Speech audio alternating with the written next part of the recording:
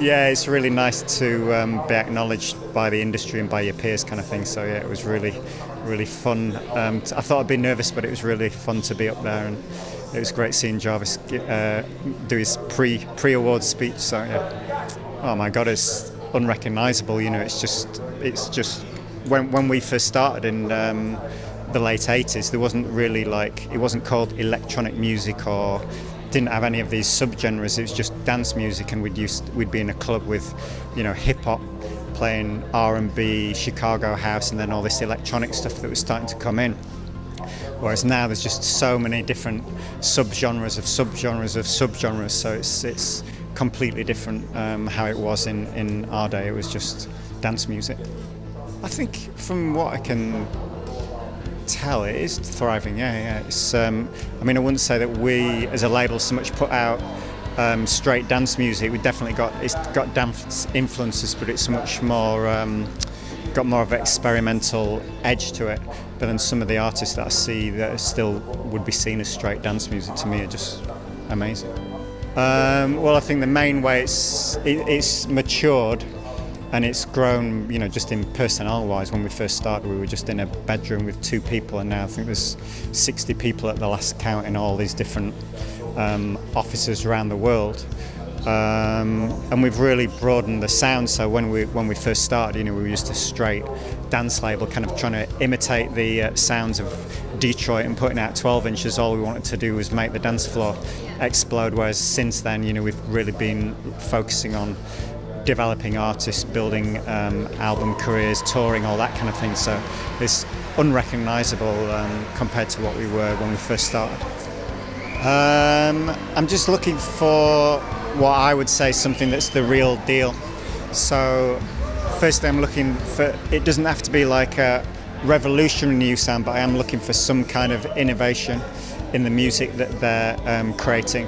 But then, so I'm always trying to meet them, especially I want to meet them in their home environment. And if I can start seeing them in the home environment and get a sense of the body of work that they've done, that to me is really exciting, because from my experience, the great artists that I've met have got a whole body of work that's never been released. It's almost like they're doing sketches of their art, and then when they're ready, then they'll release it. So it's like I can see that they've done years and years of groundwork before they're satisfied with something that they're going to be putting out in the world. So that's quite often something that I'm looking for, and the fact that they've got a unique vision about their own career. Well, I think Planetmoohoo, who just won the award, they've been somebody that we've definitely been following. Lucky Me, who are another great dance label that we work with, I absolutely adore. So yeah, there's too many to mention, really.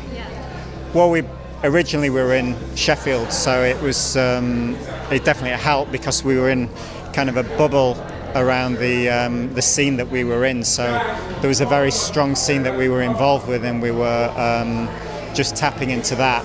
But then the thing that we were missing out of, especially as we started trying to grow, was, like it or not, most of the music business is based down in London, so we were just constantly up and down the motorways, for meetings in London. So we did end up eventually getting a base here as well as we've still got a place in Sheffield. So 6 of one, half a dozen of the other.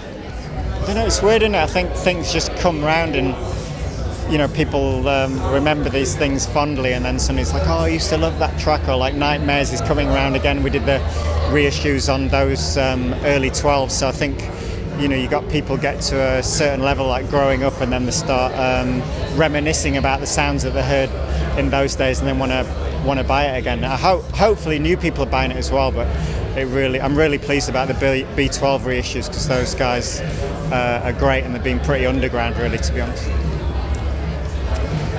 The big one that we're pushing at the moment is Colella, so we're really excited about her.